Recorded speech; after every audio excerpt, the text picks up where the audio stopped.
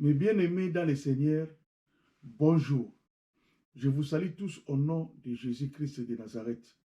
Que Dieu nous bénisse. Notre partage de cet après-midi est intitulé La vraie face du combat spirituel numéro 4. Notre sous-thème est Prenez par-dessus tout cela les boucliers de la foi. J'ouvre la parenthèse. Une question nous est posée, donc toi et moi.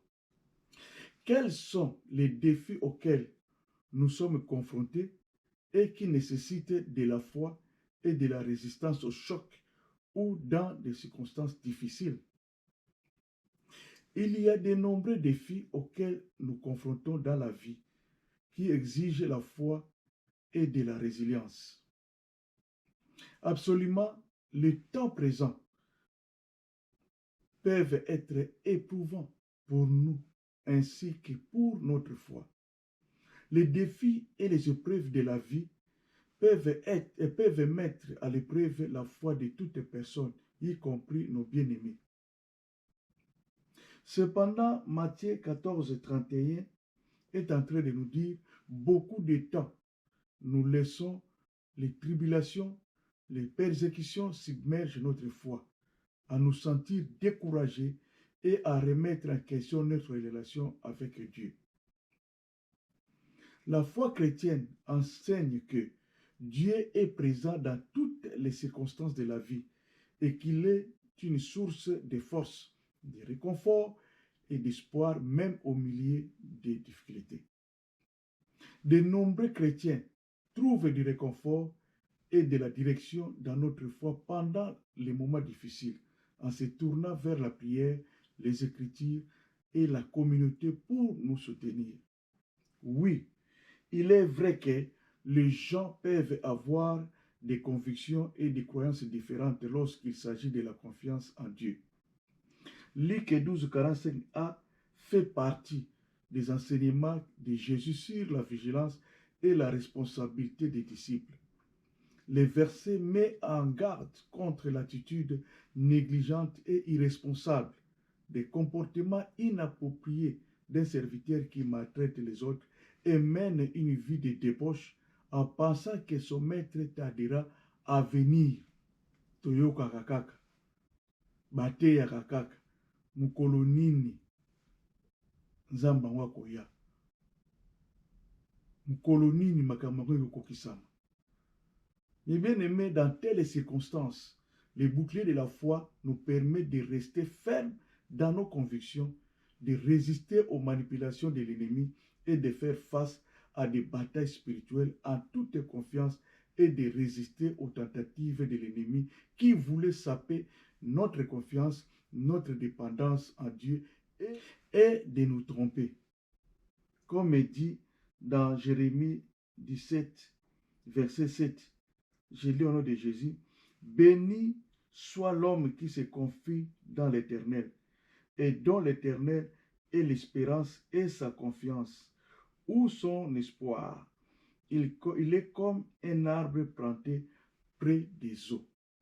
Cela aussi nous permet de détourner les doutes, les craintes, les attaques spirituelles et les mensonges qui pourraient se présenter sur notre chemin.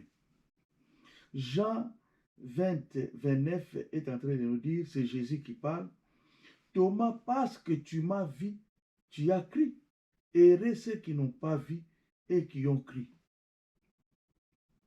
Thomas, oza kondima po omoni yango ndimi.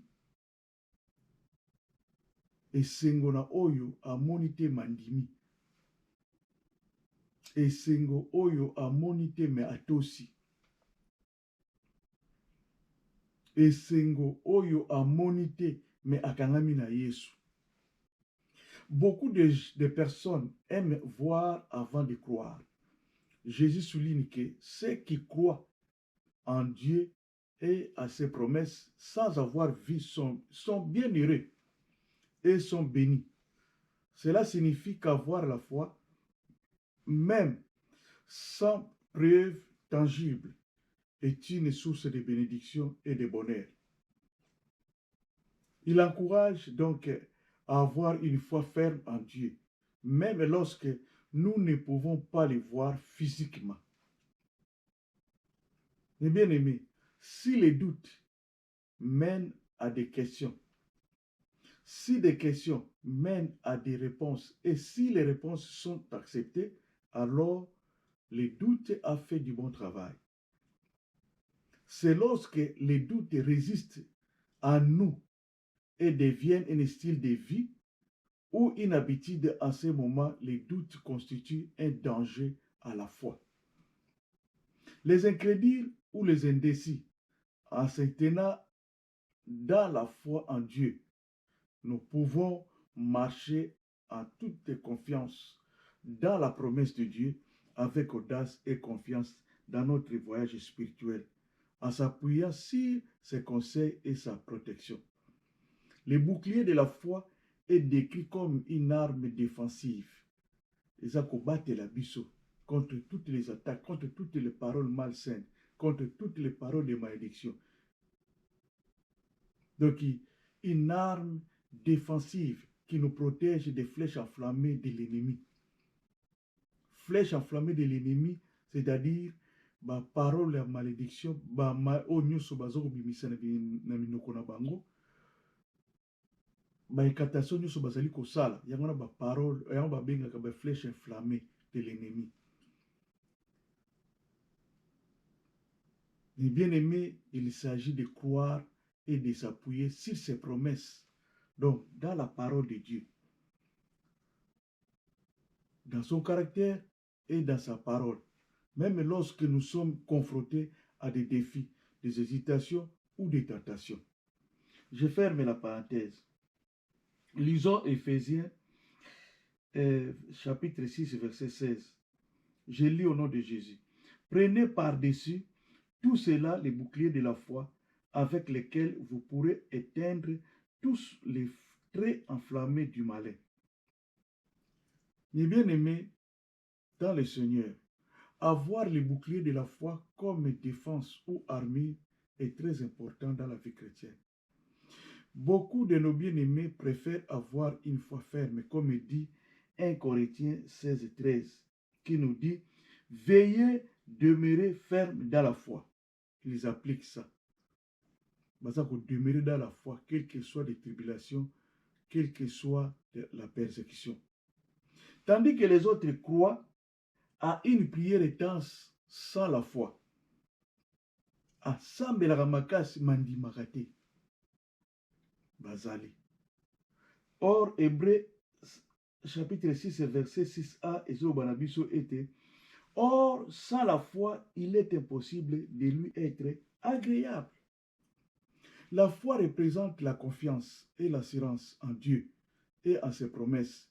Cela implique de faire confiance à des réalités invisibles et à des vérités spirituelles et à des promesses divines qui peuvent ne pas être immédiatement visibles ou apparentes.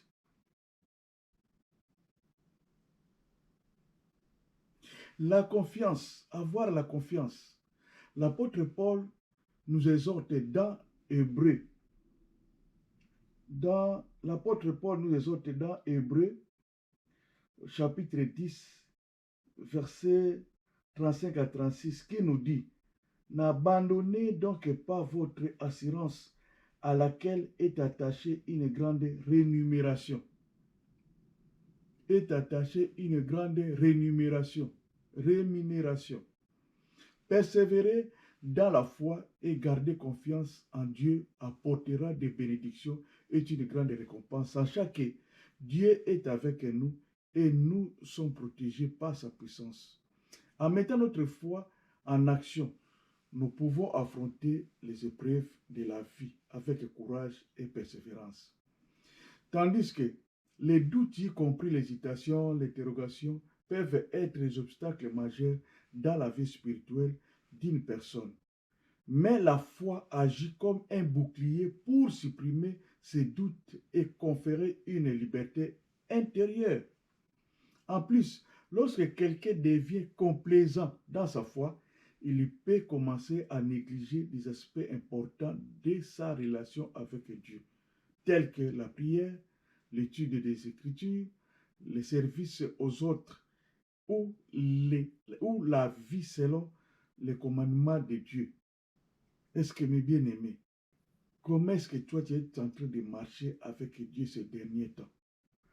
Tu es devenu une personne complaisante. Mes bien-aimés, nous sommes encouragés à avoir une croyance profonde et déterminée dans les enseignements, dans les principes et dans les vérités présentées dans la parole de Dieu, donc dans la Bible. Cela implique que la louange ou la prière verbaux peuvent ne pas toujours refléter les vrais sentiments qui se tiennent dans nos cœurs. Cela suggère que la foi authentique va au-delà de ce qui peut être physiquement prouvé pour les soutenir ou vu par les yeux. Cette expression met en évidence la connexion entre les paroles d'une personne et ses sentiments ou ses intentions. Toutefois, la fréquence et la manière dont nous prions, nous pouvons réciter les mêmes mots et les mêmes pétitions sans vraiment engager notre cœur et notre esprit dans la conversation avec Dieu et peuvent avoir un grand impact sur la profondeur et l'authenticité de notre relation avec Dieu. Ozosambela, mais makanisi na yo eza ailleurs.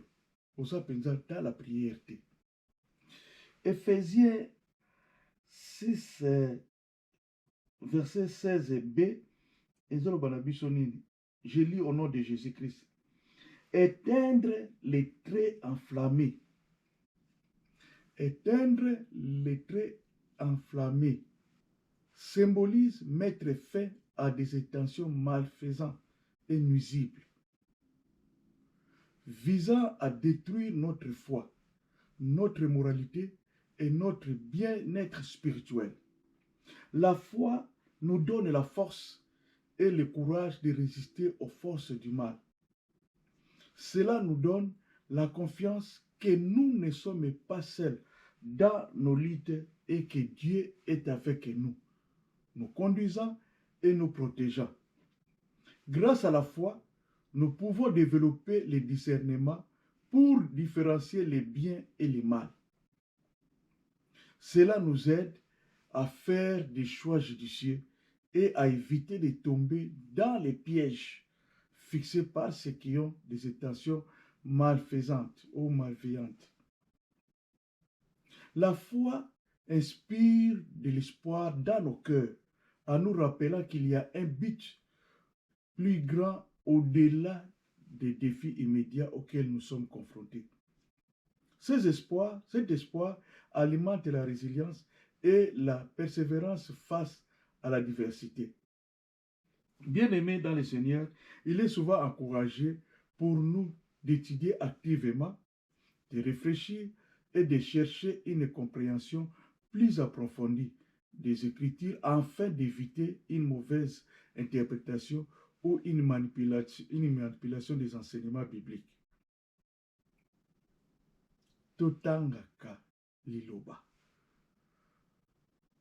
Soko zotanga liloba muta okosa yote.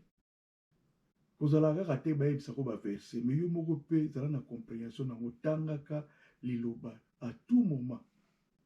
Josué 1:8. La foi profonde est authentique et donc présentée comme un fondement sur lequel repose la relation entre l'homme et son Dieu pour nous les chrétiens. Il arrive qu'une personne peut se rattacher à l'identité culturelle ou traditionnelle du christianisme sans nécessairement vivre une relation personnelle avec Dieu, basée sur la foi et la confiance. Cela signifie que la personne peut s'identifier comme chrétien à raison de son héritage familial, de sa culture ou de ses traditions, plutôt que par une adhésion personnelle et vivante à la foi chrétienne. Le bouclier de la foi nous permet de s'engager dans cette guerre spirituelle avec confiance et assurance dans la victoire de Dieu. La confiance en Dieu, cela signifie reconnaître que Dieu est fidèle à sa parole et n'abandonnera jamais ses enfants, et aussi avoir un aspect fondamental des nombreuses croyances et pratiques religieuses servent aussi des sources de force, de réconfort et d'orientation pour nous. Il est souvent décrit comme une confiance profondément ancrée dans les caractères et les promesses de Dieu, ce qui nous amène à s'appuyer sur sa sagesse, donc sagesse de Dieu, et sa providence dans tous les aspects de la vie. Mes bien-aimés dans le Seigneur, quel rôle la foi joue-t-elle pour nous aider à combattre les intentions malveillantes et les mauvaises intentions? La foi nous fournit des conseils et de la sagesse par la prière, la méditation et la recherche d'une intervention divine. Cela nous aide à naviguer dans des situations difficiles et à prendre des décisions alignées sur nos valeurs et nos croyances. N'abandonnons pas nos assemblées chrétiennes. Servent souvent des sources de soutien et d'encouragement pour nous confronter à des intentions mauvaises. Nous pouvons trouver du confort, des conseils et de la force pour se réunir avec nos bien-aimés en partageant les mêmes idées qui partagent leur foi en témoignant. La foi enseigne l'importance du pardon et de l'amour inconditionnel, même envers ceux qui ont des intentions mauvaises. En pratiquant le pardon, nous pouvons briser les sigles de la haine et des représailles, en favorisant la guérison et la réconciliation. En gardant notre foi forte, nous pouvons résister à ces attaques et rester fermes dans nos croyances. Renforçons notre foi en priant, en lisant la Bible, en méditant sur les promesses de Dieu. Cela nous aidera à accroître notre confiance en lui et à construire un bouclier de foi plus fort. La foi en Dieu devrait être un aspect central de notre vie en influençant toutes nos pensées, paroles et actions. Une façon dont la foi nous protège des attaques est de nous fournir un sentiment de paix et d'assurance dans les moments difficiles. Comment utiliser les boucliers de la foi? En méditant les paroles de Dieu qui nous apportent le plus de réconfort et de confiance à sa fidélité. Par exemple, nous pouvons citer quelques chapitres.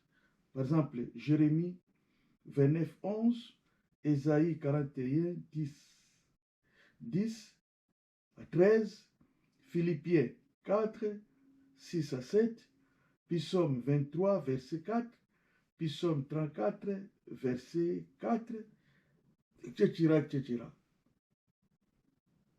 Parce que, mes bien-aimés, l'assurance en Dieu. Nous allons parler sur l'assurance en Dieu. Parce qu'il y a dans les boucliers de la foi, nous avons la confiance et l'assurance. L'assurance à Dieu, comme elle nous dit, Proverbe chapitre 3, versets 5 à 6, je lis au nom de Jésus, confie-toi à l'Éternel de tout ton cœur et ne t'appuie pas sur ta sagesse. Reconnais-le dans toutes tes voies et il aplanira tes sentiers. Que dit Paul dans Romains chapitre 1, verset 8, 1 Thessaloniciens 1, verset 8b. Je lis au nom de Jésus. Je rends d'abord grâce à Dieu.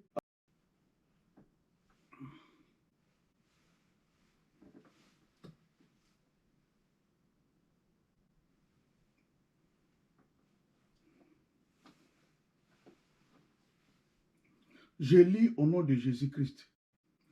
Je rends d'abord grâce à mon Dieu par Jésus-Christ au sujet de vous tous, de ce que votre foi est renommée dans le monde entier. Mais votre foi, donc, Thessaloniciens, votre foi en Dieu s'est fait connaître en tout lieu, de telle manière que nous n'avons pas besoin d'en parler. Foi na yo, na ndako na bino fo bayeba ke yozala na kondima. Na baba na bino fo bayeba ke yozala na kondima. Na quartier na bino fo bayeba ke yozala na kondima. Donc foi na yo fo ezala renommé na monde entier. Mais bien aimé, regardons nos foi. Et c'est toza na kondima. Camarade na yo même oyo botambolaka na ayebi ke yozala na kondima. L'assurance que nous avons en Dieu est un aspect fondamental de notre foi, qui nous procure la force, l'espoir et la paix en toutes circonstances. Cette assurance est enracinée dans la confiance que nous avons dans la fidélité de Dieu, sachant qu'il remplira toujours ses promesses et répondra à nos besoins. Il est également basé sur la reconnaissance de la souveraineté de Dieu, nous permettant d'abandonner nos propres désirs et plans à sa volonté. De plus, cette assurance apporte un sentiment de paix et de sécurité, sachant que Dieu est toujours présent en travaillant pour notre bien. Oui, la confiance et l'assurance en Dieu peuvent certainement être des aspects d'une réputation internationale basée sur la parole de Dieu. De nombreux personnages bibliques ont démontré une confiance inébranlable en Dieu, ce qui a contribué à leur réputation internationale. Par exemple, Moïse a montré sa confiance en Dieu lorsqu'il a conduit les Israélites hors de l'Égypte, malgré les obstacles et les défis rencontrés. La foi de Moïse en Dieu a finalement conduit à la libération de son peuple, ce qui l'a rendu célèbre non seulement parmi les Israélites, mais aussi dans le monde entier. De même, Daniel, dans la fosse au lion, a maintenu sa foi en Dieu malgré les menaces et les dangers, ce qui lui a valu une renommée internationale pour sa dévotion et sa confiance en Dieu. Mes bien-aimés, en conclusion, mes bien-aimés dans le Seigneur, Abraham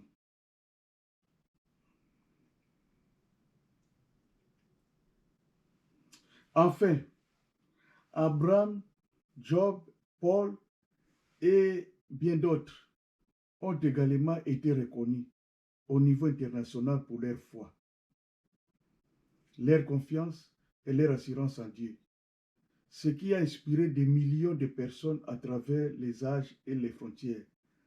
Ainsi, la réputation internationale basée sur la parole de Dieu peut certainement inclure des figures bibliques connues pour leur confiance et leur assurance en Dieu, qui ont laissé un héritage spirituel durable à travers le monde. C'est-à-dire avoir confiance en Dieu. Les boucliers de la foi reposent sur la confiance en Dieu, à sa bonté et à sa fidélité. Il y a à la fois des positifs et des négatifs dans cette façon sur la foi qui nous protège des attaques et des défis spirituels. Il y a aussi à la fois des positifs et des négatifs de cette façon sur la foi qui nous protège des attaques et des défis spirituels. Dans les positifs, nous avons la protection contre les attaques. La foi peut agir comme une arme défensive dans le contexte spirituel et émotionnel en offrant réconfort, espoir et paix intérieure. en période de difficulté ou d'adversité. La foi peut être un rempart ou une muraille fortifiée contre le découragement et la tristesse. En ayant une foi ferme en Dieu et à ses promesses, nous sommes capables de résister aux tentations et aux influences négatives. Nous avons la force dans la diversité. Une foi solide nous donne la force intérieure nécessaire pour faire face aux défis spirituels et aux épreuves de la vie. En mettant notre confiance en Dieu, nous trouvons un soutien et une sécurité qui nous aident à traverser les moments difficiles. Dans les négatifs, nous avons une faiblesse de la foi. Lorsque notre foi est faible ou vacille, nous devenons plus vulnérables aux attaques de l'ennemi et aux doutes spirituels. Une foi chancelante peut rendre difficile la résistance aux défis et aux tentations qui se présentent. Nous avons l'orgueil spirituel. Parfois, une fausse assurance basée sur une mauvaise interprétation de la foi peut conduire à l'orgueil spirituel. Cela nous rend aveugles aux véritables défis spirituels auxquels nous devons faire face et nous rendre vulnérables à l'autodestruction. Combat les bons combats de la foi, mes bien-aimés, et repentons-nous. 1 Timothée, chapitre 6, verset 12. Que Dieu nous bénisse. Dieu bénisse sa parole. Amen.